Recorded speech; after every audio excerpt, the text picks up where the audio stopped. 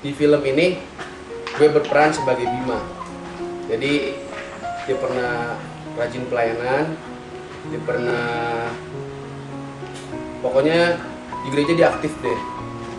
Tapi satu kali dia diberkati Tuhan, sukses, dia lupakan semuanya. Teman-temannya sih nasihatin ya, ada satu kali juga seorang penatua datang, akhirnya dia sadar. Sebelumnya sih dia ada pernah putus asa.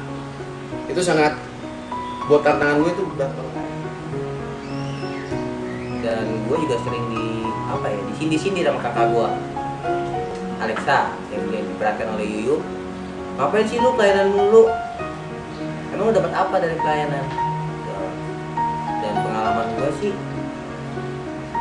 banyak yang gue dapat, seperti harus sabar dalam melayani meskipun kuping panas. Asari kehidupan